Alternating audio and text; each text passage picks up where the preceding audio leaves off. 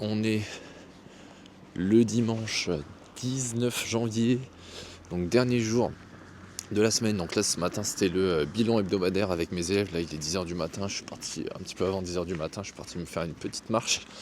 Après avoir contacté tous les élèves que j'ai en coaching, du coup pour faire le petit bilan, savoir de quel point à quel point ils étaient passés, leur ressenti sur la semaine, leur implication pendant les séances, la nutrition, etc. Donc voilà, donc ça se passe très très bien, j'ai des très bons retours, c'est top. En ce moment c'est pas forcément facile pour tout le monde parce que là c'est un peu la période charnière pendant l'hiver où la motivation elle baisse, il n'y a plus de soleil, il n'y a plus de vitamine D. Mais voilà, de toute façon moi j'envoie des petites vidéos, des petits vocaux, des petits messages d'encouragement pendant la semaine pour que tout le monde reste motivé, que les troupes restent motivées, donc ça se passe plutôt bien là-dessus. Et là du coup dimanche, donc là dernier jour de ma semaine de deload, après avoir été chez l'ostéo mardi, après avoir fait des étirements, etc., etc. Donc là, mardi, je me suis arrêté là-dessus et j'ai continué toute cette semaine. Donc à m'étirer, à bien récupérer, à marcher un petit peu plus vu que j'avais moins de dépenses caloriques. Vu que là, cette semaine, je suis pas allé m'entraîner. Vous avez plusieurs façons de faire un deload. Je vous fais cette petite vidéo là pour vous parler du deload. Il y a plusieurs façons d'en faire. Moi là, j'ai choisi de faire en vrai la méthode un peu la plus simple. Juste voilà, j'ai pris une semaine de pause, donc je suis pas allé m'entraîner à la salle. De toute façon, la salle, vu que là ça faisait des semaines et des semaines, enfin voire des mois, ça fait au moins 3-4 mois que je me suis pas arrêté. Je commençais à en avoir un petit peu ras-le-bol, pour être honnête avec vous, là, vu que je m'entraîne avec beaucoup d'intensité depuis plusieurs semaines. Donc tout simplement, je me suis arrêté, là j'ai fait une vraie pause d'une semaine, et franchement ça fait du bien, parce que même la salle, à chaque fois que j'y allais un peu à reculons. Bon, à la fin, quand j'y étais, voilà, je faisais le taf, et une fois que j'en revenais, j'avais le sentiment du devoir accompli.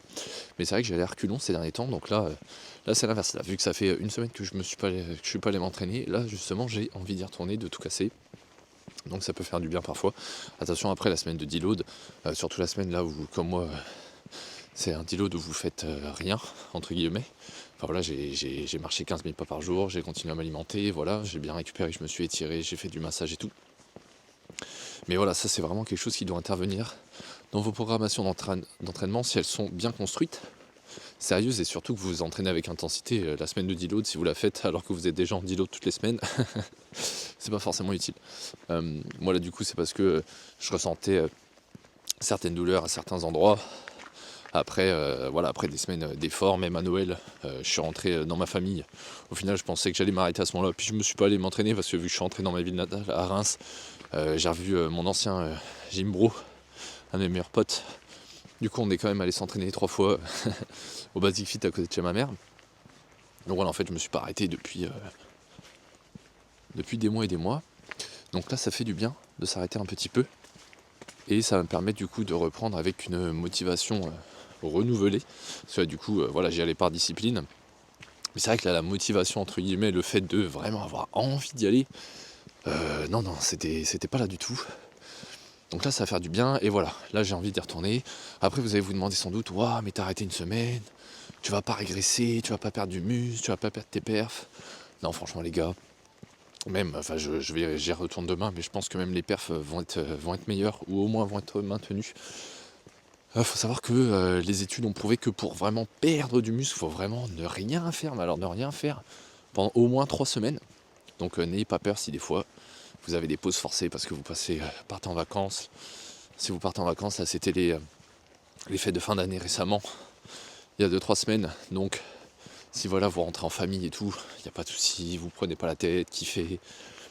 C'est pas une semaine qui va ruiner tous vos efforts. Encore une fois, c'est un marathon, ce n'est pas un sprint.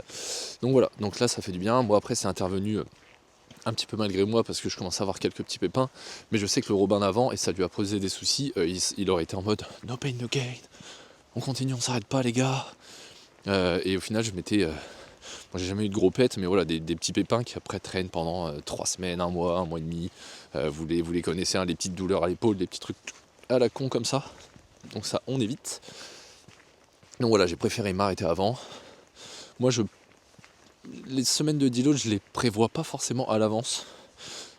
En gros, des fois je trouve ça dommage quand t'as encore du jus, je sais pas, tu te prévois une semaine de deload toutes les 12 semaines, toutes les 8 semaines, toutes les 12 semaines par exemple, et que t'as encore du jus, je trouve ça dommage d'arrêter.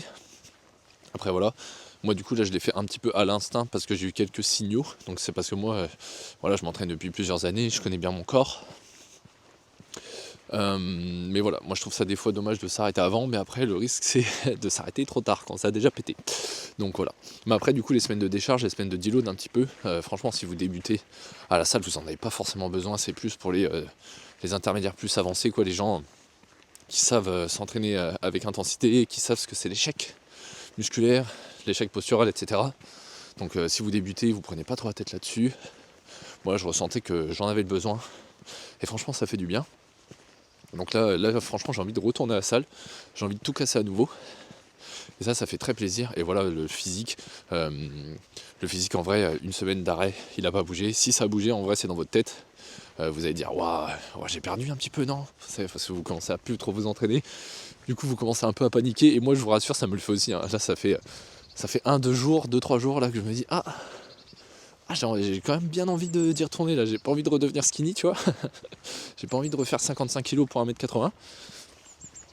Mais voilà, en gros il s'est rien passé, mon physique il a bien récupéré, même les phases de repos comme ça, quand vous entraînez de manière adéquate évidemment, c'est tout à fait important pour créer ce phénomène de surcompensation, c'est-à-dire que les muscles, il faut bien garder en mémoire, en tête que vos muscles se construisent pendant que vous vous reposez, pas pendant que vous êtes à la salle en train de les casser justement.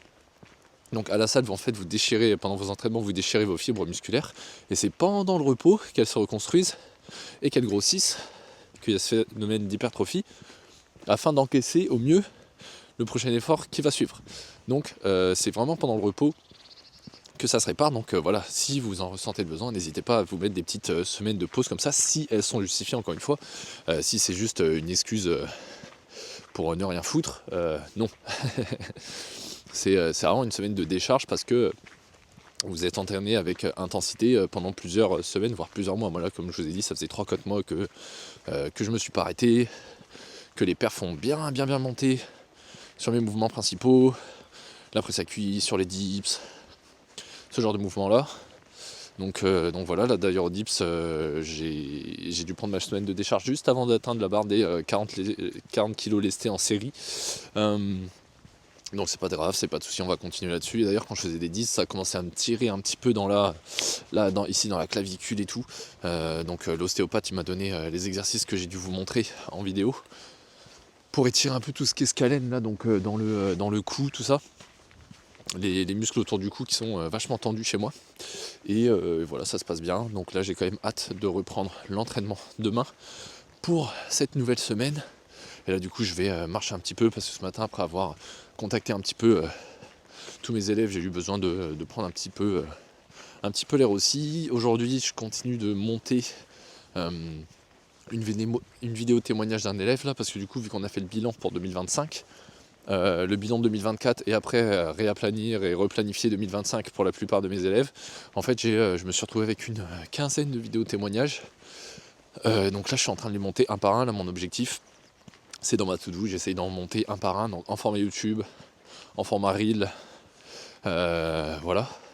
Donc j'essaye de faire ces deux formats là pour chaque témoignage, et après pareil avec une version un petit peu raccourcie pour que ça rentre en format Reel, vu que maintenant c'est plus que 1 minute 30 maximum. À l'échelle de 1 à 10, combien tu recommanderais l'accompagnement à d'autres personnes qui voudraient avoir les mêmes résultats que toi du coup? J'ai essayé pas mal de choses et ça n'a pas vraiment marché, et avec toi ça a fonctionné. Moi je te mets aussi 10 là-dessus, il y a des résultats, donc ça c'est cool. À l'échelle de 1 à 10, à combien tu évaluerais le degré de satisfaction par rapport à l'accompagnement? Grâce à toi, j'ai atteint mon objectif, j'ai même fait plus. C'est mérite un 10. Les objectifs sont réalisés avant la date prévue. Toute ma vie, j'étais en IMC, genre sous-poids, maigreur, etc. Et là, d'être passé à un niveau genre normal, c'est incroyable. Enfin, genre pour moi, c'est la révolution. Franchement, je sais que moi, sans ce programme, j'aurais été très difficile. Franchement, oui, ça m'a grave aidé. Enfin, passer à plus de en 3 mois, Ouais. c'est oufissime. Genre, mais c'est en muscle, du coup, c'est ouf. Ouais. Donc ouais, non, je le recommande à fond. Je m'attendais pas à avoir des résultats comme ça en fait. Recommander ton programme à quelqu'un les yeux fermés. Là je vois que je remplis plus mes t-shirts. Là quand t'as mis la story, je leur ai envoyé, mes potes ils ont dit waouh incroyable. Qu'est-ce que tu dirais à quelqu'un qui n'ose pas se lancer en fait? Je conseille de apprendre quelqu'un comme toi. Si je t'aurais pas pris, je pense qu'en fait j'en suis encore au même point. J'aurais commencé 2025 en étant encore à 55 kilos et pas motivé, mais voilà, comme j'ai fait pendant 3 ans, quoi. Sur une échelle de 1 à 10, combien t'évaluerais ton degré de satisfaction avec mon accompagnement? Carrément 10. Ok, sur une échelle de 1 à 10, combien tu recommanderais à d'autres personnes mon accompagnement? Pareil, je mets un 10. Parce que finalement, on fait notre compte tous les dimanches, donc ça, c'est super pratique. Tous les dimanches, on se pose. Et dans la semaine, même si j'ai besoin, si j'ai une question, en vrai, t'es là, tu me dis même, envoie un message, partage-moi ce qui s'est bien passé aujourd'hui et tout. Donc franchement, non, t'es là, t'es au quotidien. Donc là je continue à éditer les témoignages. J'ai tourné une vidéo sur le batch cooking qui est peut-être déjà sortie au moment où vous regardez cette vidéo. Sur le stomach vacuum également pour mes élèves en fait, pour garder le ventre plat pendant la prise de masse, pour aider à mieux digérer aussi, à activer son transverse, etc. Donc pas mal intéressant du coup cette semaine, vu que je suis pas allé m'entraîner, j'ai été beaucoup plus productif, même si au final mes entraînements, moi je m'entraîne que 3 fois par semaine, 3 fois 1 heure. Mais voilà en fait, le temps après de se préparer pour y aller, prendre la voiture pour y aller, même si je suis à 8 minutes de la salle en voiture, voilà, c'est quand même du temps qui est pris. Donc là j'en ai profité pour bien récupérer, me reposer, et puis bien travailler aussi. Donc là je suis très content des avancées de cette semaine. Et voilà, du coup dans les 6 prochains jours j'ai 6 appels de bilan gratuit du coup, avec des mecs skinny qui m'ont contacté via Instagram et via mon e-book, mon lead magnet. Donc là on va voir ce que ça donne. Mais voilà, j'espère du coup sur ces 6 personnes accueillir au moins 2 à 3 nouveaux élèves. Du coup ce serait un plaisir. Et voilà, on va essayer de finir déjà le mois de janvier 2025 qui passe très vite. Avec voilà, des beaux chiffres et des belles personnes à accompagner.